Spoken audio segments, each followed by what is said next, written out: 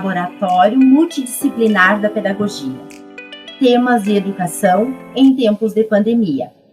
A área da educação infantil é a proponente deste encontro, para conversarmos sobre infância em tempos de pandemia, a criança e o seu fique em casa. Eu, professora doutora Dayana Camargo, e a professora mestre Isabelle Cristina de Almeida, faremos a mediação das discussões. Iniciamos apresentando os nossos convidados.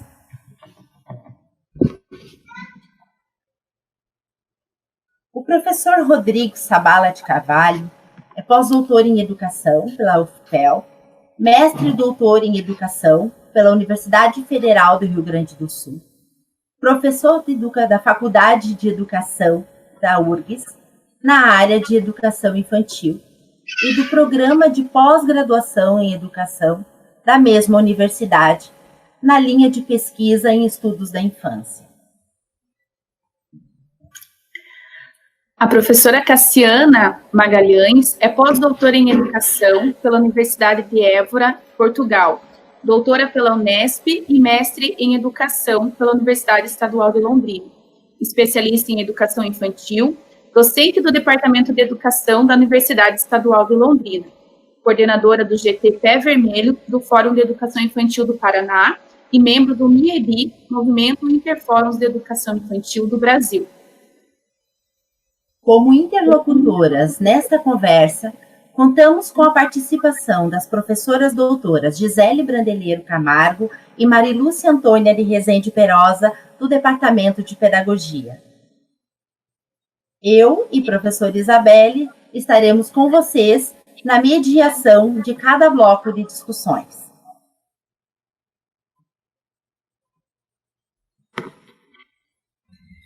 Então, boa tarde a todos, olá. Como já foi apresentado, né, nós estaremos trabalhando com vocês esta proposta do Grupo de Educação Infantil de professores aqui da UEPG. E nós desenvolvemos aí uma pesquisa com crianças, totalizando 37 crianças entrevistadas. Essa entrevista aconteceu com base na perspectiva da fala da criança como protagonista e como sujeito social competente para dizer sobre o mundo onde vive, para dizer sobre as coisas que vivencia e também para falar das questões que interpreta deste universo. Nós entrevistamos, então, crianças de 3 a 9 anos de idade e as faixas etárias aí foram bem representadas, né? De 0 a 3, nós tivemos 4 crianças participantes, produtoras dos dados. De 4 e 5 anos, tivemos 19 crianças. De 6 e 7, 10 crianças. De 8 e 9, 4 crianças. Sendo que dessas, 23 crianças são estudantes na educação infantil e 14 são estudantes nos anos iniciais. Nós também observamos que na área urbana e rural nós tivemos uma boa representatividade, né? Crianças da área urbana, então, totalizaram 25 participantes e da área rural 12 participantes. E nós tivemos aí representação de várias cidades, né?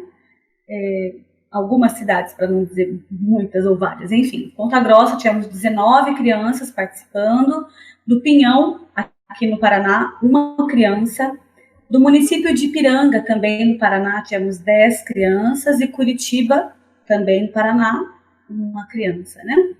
Na cidade de Cristalina, de Goiás, tivemos uma, Belo Horizonte, 2, tivemos também 2 crianças da Argentina e uma criança da França, que participaram dessas entrevistas.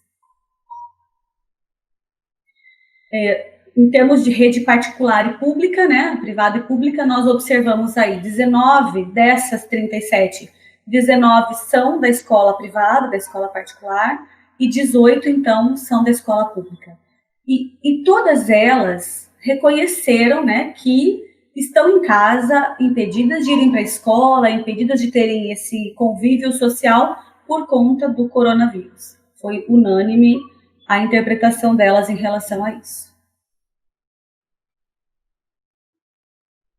Então, em relação à metodologia, né, nós vamos explicar o caminho que nós fizemos.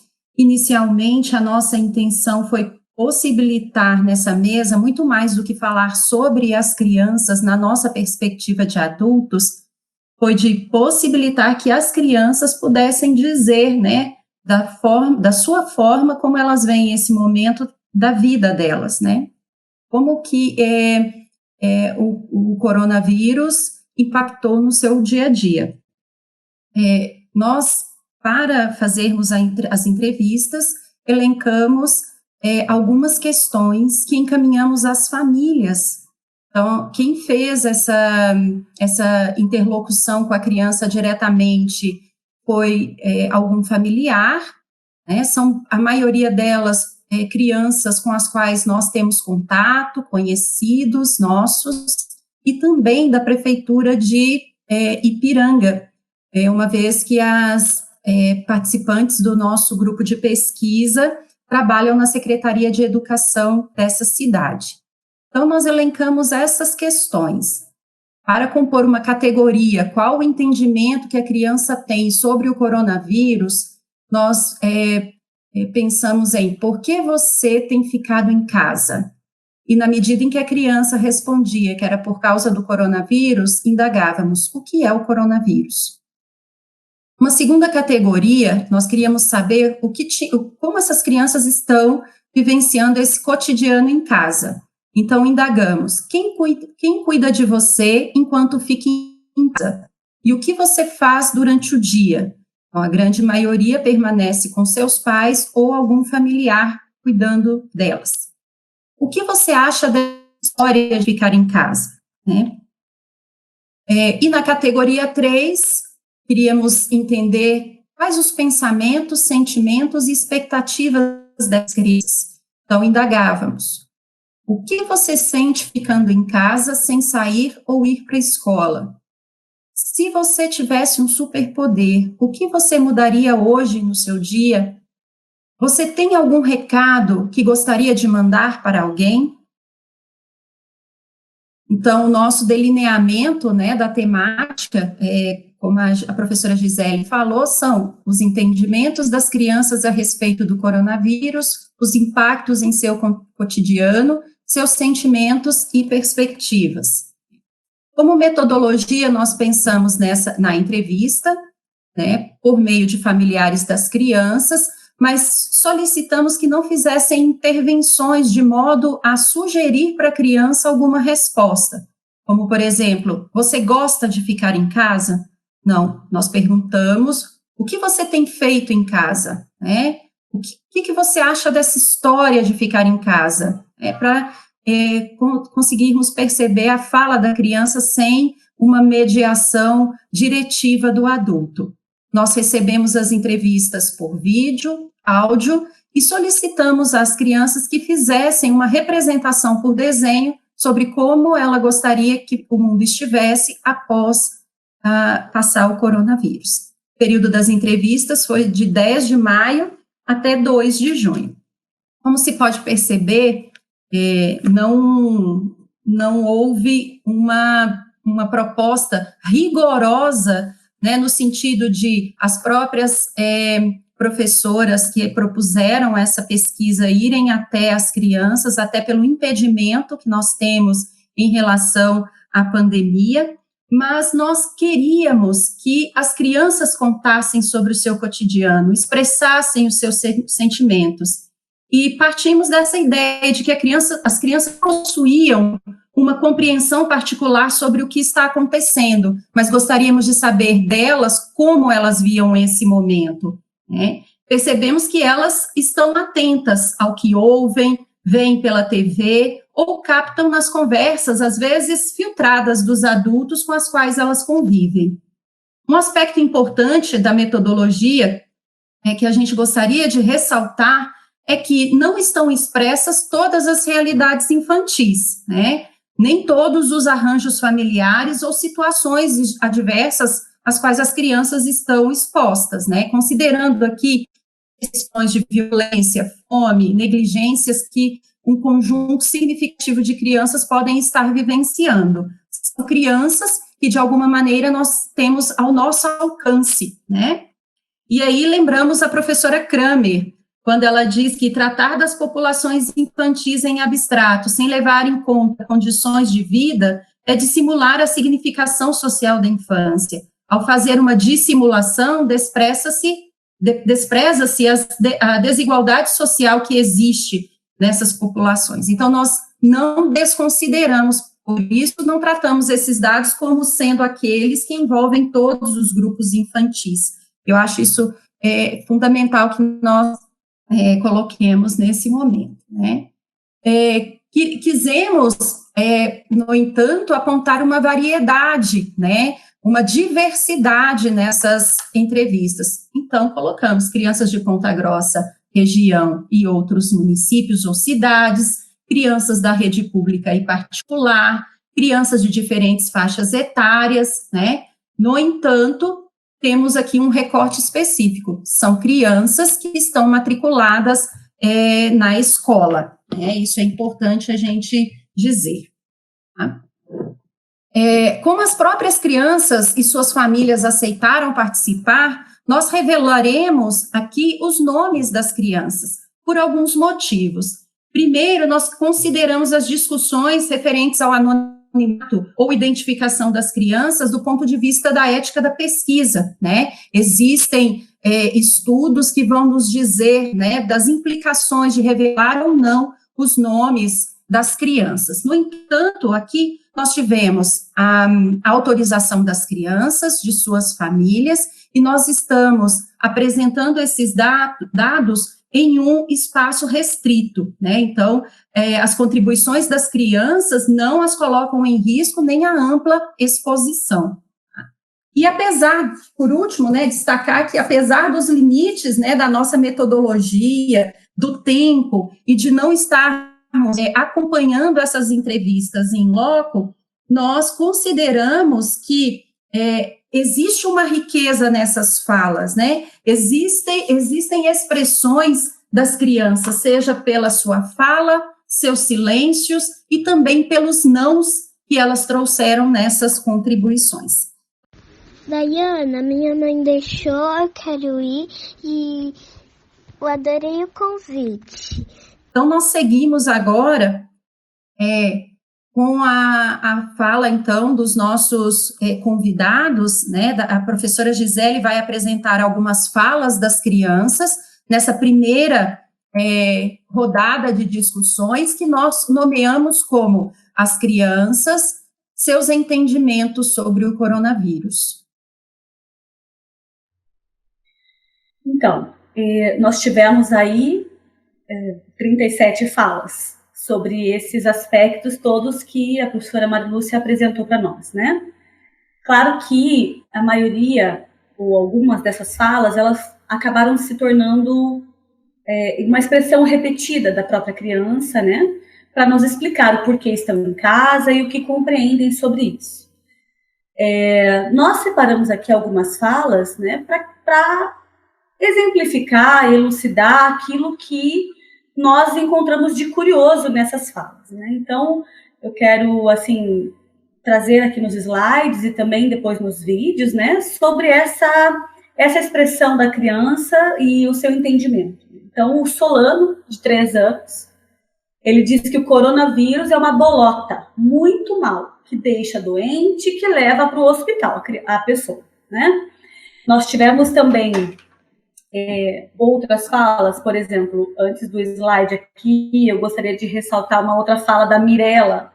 A Mirella diz, ela dá um codinome para o coronavírus, ela diz que é o coronavirus, e que o coronavirus, ele é um bebezinho, é uma coisa muito bebezinha, muito pequenininha, que entra no corpo da gente pelo nariz e pela boca e vai até o pulmão.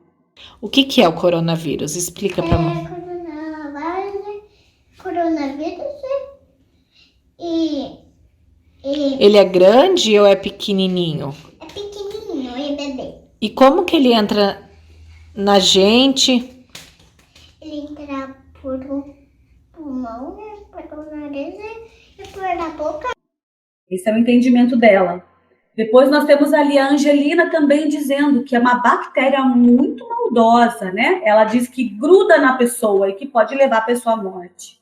Coronavírus, quem não tem máscara vai pegar ele. Então, a gente, e quem usa a máscara e dá abraço, beijinho, pega o coronavírus também. E o que é o coronavírus?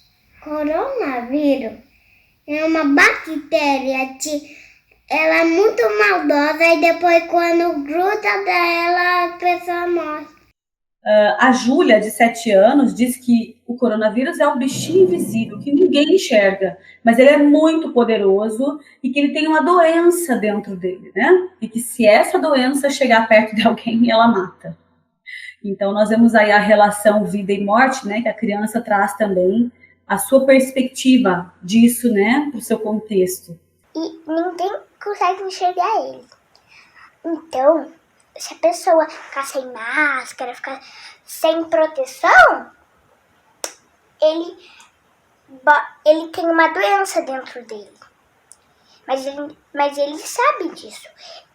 Então, como ele é bem poderoso, ele encosta nas pessoas e as pessoas ficam com a doença dele. E aí, o que acontece com elas? Elas adoecem, morrem, podem desmaiar. O coronavírus, ele veio da China, é como o Luigi tá expressando, né? Ele é uma gripe, é como uma gripe, mas que pode matar, né? E a propósito, o que é o coronavírus? O coronavírus é um vírus. O que você sabe dele? Eu sei que ele é uma doença que veio lá da China e que ele é tipo uma gripe, só que pode matar a pessoa. Tem também uma outra fala que eu gostaria a da Manuela, de 7 anos. Ela diz que ele é um bichinho que não gosta de bagunça. Se ele ver a gente sem máscara e sem luva e sem proteção, ele pode ficar com a gente e isso pode levar a doenças, né? É um bichinho que a gente tem que tipo, ele não gosta de bagunça. Se ele ver a gente sem máscara, sem luva, sem proteção, ele pode ir lá e daí ele ficar com a gente junto e a gente pode ficar doente. Se tivesse um superpoder, o que você faria com ele? Ajudava as pessoas a se curar. Então, as crianças, elas têm a sua própria lógica para explicar o que esse vírus aí pode estar fazendo conosco, né? Acho interessante também dizer que as crianças, elas ressaltam, né, que é muito necessário usar máscara, luva, essa proteção. A Angelina também, no próprio vídeo que ela propõe, na própria fala, ela sugere que não podemos dar beijinhos e abraços nesse momento, né? E que isso poderia levar à contaminação. Então, ela entendeu, né? Tem que usar máscara e não pode dar abraços e beijinhos. O Samuel, ali de 3 anos, também explica, né? O coronavírus é um bichinho que tem muitas coisas, assim, ele faz as pessoas ficarem doentes. É um bichinho muito miudinho, que fica no ar, descendo. E aí ele mostra como é que esse bichinho desce, né? A Luísa, né, diz que o coronavírus é uma coisa tão pequena, né? E que ele não pode tocar em ninguém, que nós não podemos tocar em ninguém, que tem que ficar em casa, usar máscaras, e que isso não é muito legal, isso é chato para ela, né? Então, nós vemos aí o entendimento da criança, né, nesse sentido de que ela compreendeu aquilo que está sendo falado pelo adulto e aquilo que está causando esse isolamento social, né? Olha, veja a Ana Valentina, coronavírus é um bichinho invisível que pode matar, né? Então, eles estão, de fato, atentos a essa questão. Muito obrigada, Gisele, pela colocação das falas das crianças. E nós convidamos agora os professores Rodrigo e Cassiana para a sua interlocução diante desta nossa primeira rodada, deste entendimento das crianças acerca do coronavírus. Primeiro, gostaria de agradecer, né, o convite e também cumprimentar a Cassiana e a todos presentes, dizer que gostei muito de ter sido convidado e parabenizar a iniciativa de que vocês ouviram as crianças, né, já que todos estão sendo ouvidos, menos as crianças, né, são entrevistados psicólogos, pedagogos, enfim, uma infinidade de pessoas, mas ninguém ouve as crianças. Existem muitas profecias, inclusive, como as crianças reagirão pós-pandemia, mas ninguém está preocupado com as crianças, e isso vocês deram conta ouvindo as crianças. Isso é muito interessante. Mas um primeiro ponto que eu quero trazer é o seguinte, essa questão quando vocês perguntam o que é o coronavírus, vocês colocam em foco essa questão dos processos de socialização das crianças, né? Tem crianças de diferentes idades ali, né? Tem crianças com 5 anos, 6 anos, 7 anos, enfim. Nós temos uma variedade de idades, mas vocês mostram o modo como as crianças acolhem, né, e entendem o mundo, né? O modo peculiar como as crianças recontextualizam as informações, né, a partir daquilo que na sociologia da infância a gente pode chamar de reprodução interpretativa, né? Metaforicamente, as crianças customizam, né, a partir das informações, enfim, da televisão, dos pais, das professoras, daquilo que é notícia, elas constroem um entendimento das relações que elas estabelecem a respeito do que é esse coronavírus. E é recorrente na fala das crianças a questão da doença e da morte.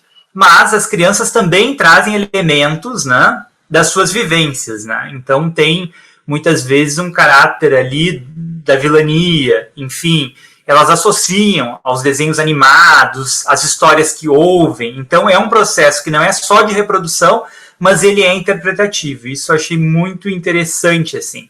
E comprova, ratifica o argumento que a socialização das crianças não ocorre só de um modo vertical e a partir das instituições, mas a partir também da interação que elas têm com o mundo. E esse mundo que agora está sendo visualizado a partir das relações com as famílias e também pela televisão, pelo computador, pelos meios de comunicação.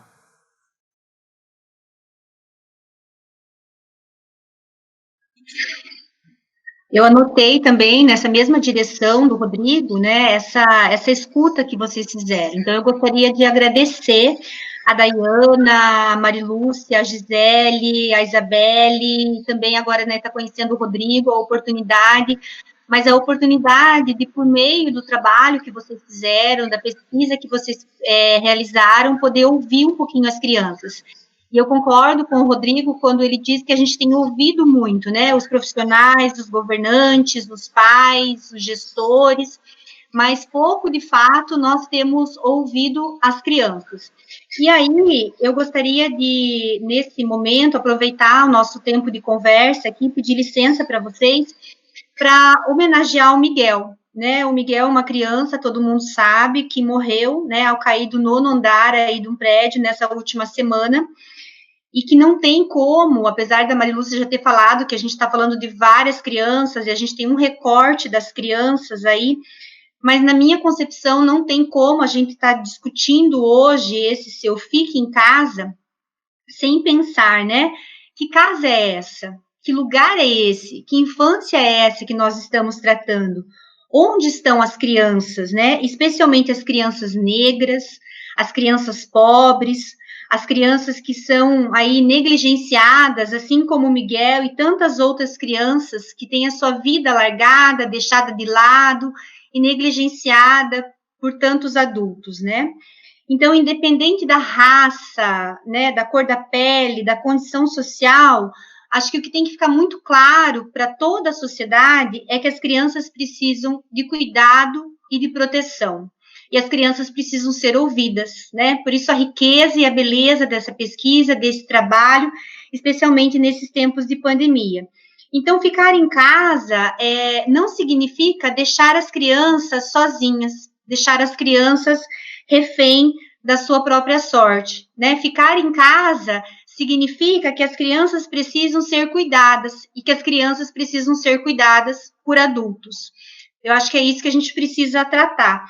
Eu não sei se o Rodrigo quer acrescentar alguma coisa dessa primeira rodada, ou se eu posso acrescentar uma coisa, Rodrigo, se me permite. Eu gostaria de falar alguma que vai ao encontro do que você está falando. Pode falar. Que às vezes parece, né, pela mídia, se romantiza um pouco o fique em casa das crianças. Você traz esse fato, essa tragédia que ocorreu há pouco tempo com o menino, mas nós vamos pensar também, isso coloca nua a questão da creche e da educação infantil também enquanto um equipamento social, porque muitas famílias, né, são vulneráveis, famílias de periferia, que não tem sequer alimento dentro de casa, que os pais já voltaram, não estão em quarentena, se romantiza muitas vezes a quarentena, mas para essas famílias, as crianças, eles não têm, eles estão sendo cuidados pelos irmãos, eles estão ficando em casa com quem?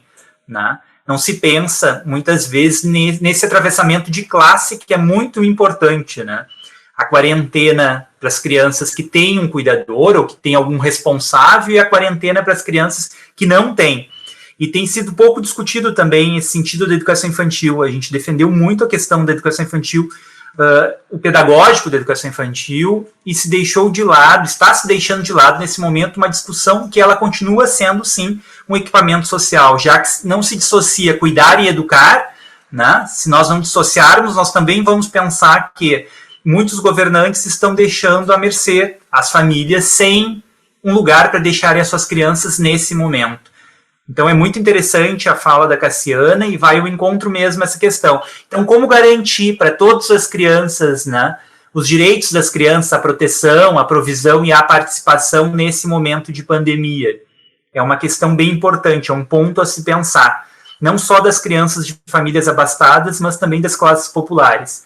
Em Porto Alegre, nós temos escolas em que as diretoras, equipes gestoras estão doando alimentos, porque as crianças não têm alimentação em casa. O alimento que as crianças recebiam era da escola.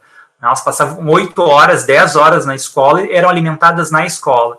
Então elas estão ficando com irmãos, elas estão ficando, enfim, elas não têm alguém responsável por elas. Então é importante a gente pensar também nessa questão da educação infantil enquanto equipamento social e na diferença que tem entre as famílias. Porque a mídia romantiza muito essa ideia da quarentena, das crianças, e as crianças têm acesso à internet, têm acesso aos livros, enfim, mas não são todas as crianças num país tão desigual quanto o nosso, né?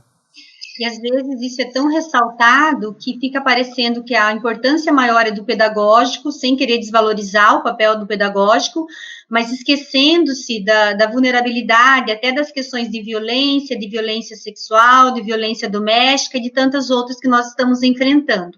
Então, acho que é importante a gente fazer essa ressalva, né, até para um cuidado dos gestores, dos próprios professores. Eu tenho feito uma fala desde o início da pandemia na manutenção do vínculo com as crianças. E quando eu falo vínculo, não significam aulas gravadas, né? Porque a aula gravada não garante o contato com as crianças e o contato com as famílias. Mas quando eu converso com as famílias, quando eu me aproximo das famílias, eu tenho professores aqui em Londrina que eles vão até a casa. Eu sei que é perigoso, eu sei de todos os riscos, mas é isso que o Rodrigo falou, vai porque tem que levar uma cesta de alimentos, vai porque tem que estabelecer algum tipo de contato mais próximo e acaba sabendo o que está acontecendo com essa família, né? A gente precisa manter algum tipo de vínculo com a família, porque essa criança precisa muito de nós nesse momento. Em relação aos relatos das crianças, sobre os entendimentos a respeito do coronavírus, eu gostaria de fazer alguns destaques em relação ao plano cognitivo e afetivo. Ao plano cognitivo, a importância das explicações, né? Por que essas crianças sabem, qual é a importância delas saberem sobre isso, porque algum adulto contou. Então, quanto menor a criança, mais a gente explica de maneira simplificada, de maneira acolhedora, né? E o que isso implica no plano afetivo? As emoções que isso despertam nas crianças. Eu acho que ao longo das entrevistas, a gente vai percebendo como que essas emoções são trabalhadas. Então, a importância do cuidado do adulto nas interações com as crianças, quando a gente explica para a criança o que está acontecendo. Porque, por outro lado, também, a gente tem relatos de crianças que não sabem o que está acontecendo. E isso é muito ruim, né? Eu estou sem ver a minha avó, sem ver a minha professora, sem ver os meus colegas, mas eu preciso saber por quê. E aí é muito interessante quando as crianças sabem o que está acontecendo, e quando, por exemplo, a Ana Valentina, a Júlia, eles vão dizer assim, é um bichinho invisível, mas pode matar. Então, aquilo que eu não estou vendo pode me matar. E é verdade. É diferente do imaginário, do bicho-papão que existe na minha imaginação, no faz de conta, nas brincadeiras, no imaginário infantil. Mas o bichinho invisível, esse existe sim, e esse pode matar. E as crianças precisam saber essa verdade, por quê? Porque elas precisam se cuidar, porque elas precisam lavar as mãos várias vezes com água e sabão, porque elas não podem ficar visitando as pessoas mais velhas, porque elas não podem voltar para a escola nesse momento, né? Quando o Samuel diz assim, ele faz com que as pessoas ficarem doentes. Olha essa coisa da saúde e da doença, né? Então, o que você vai fazer, Samuel, para ficar saudável? Você precisa se alimentar direitinho, você precisa comer bem, você precisa lavar as mãos.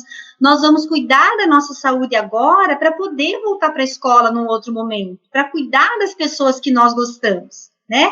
Então, acolher isso, né? Quando a criança entende o que está acontecendo, a criança ela tem mais condições para lidar com esse momento e para lidar com as emoções.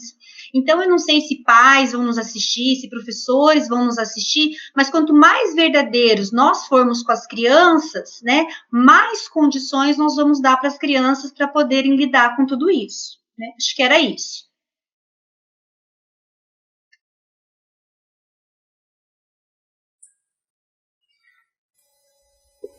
Agradecemos as colocações dos professores nesse nosso primeiro momento de discussão, né, tendo em vista o que nos disseram os pequenos e essa contribuição, né, que os professores nos trouxeram. E quando Cassiana nos coloca o mais verdadeiro possível, eu não posso deixar de lembrar da fala da Malu, né, a nossa professora Marilúcia, contando da Angelina, né, o sentimento despertado pós-entrevista. E não foi só a Malu que nos contou, várias pessoas nos colocaram o quanto mobilizar neste momento de entrevista gerou um sentimento pós-conversa com a criança. Né? A Malu nos conta que pegou a Angelina triste, chorando, que ela tinha medo de que o coronavírus não fosse embora nunca mais. Então, foi um momento onde tantas coisas levaram ela a pensar, porque ela se colocou, né, ela foi ouvida, e depois ela teve a oportunidade de ter um colo para acalentar essa sensação de medo que ela tinha. E quantas das nossas crianças não são ouvidas e não têm este colo para acalentar, para acolher a lágrima, que muitas vezes não vem por palavras, mas vem por choro, né? Nós tivemos a Cecília, uma outra criança, filha de uma colega professora, que também nos disse que depois da conversa ela ficou muito mexida, muito sensibilizada e que também chorou, né? Porque daí manifesta quem não pode ver, por que não pode ver, que ela percebeu que outras indagações vieram depois desse momento de conversa. Então, o quanto as crianças precisam ser mobilizadas, precisam ser ouvidas, precisam ser enxergadas. Né? E aqui, com a Heloísa, mesmo tão pequena, a gente já sente esse impacto, né, dela, um bebê, né, e da mudança do comportamento dela nestes dias, né, meses, que nós estamos dentro de casa. Então, nós não podemos deixar de pensar, né, no que eles estão vivendo. Por isso, até nós levamos o convite, né, para o grupo de Ipiranga para ouvir essas crianças da zona rural, porque eles têm também uma outra relação com a escola. A gente vai ver à frente a diferença dos relatos das crianças da zona rural e das crianças, né, mais próximas da gente, que também tem outros mecanismos, outras pessoas, outros brinquedos, tem a tecnologia.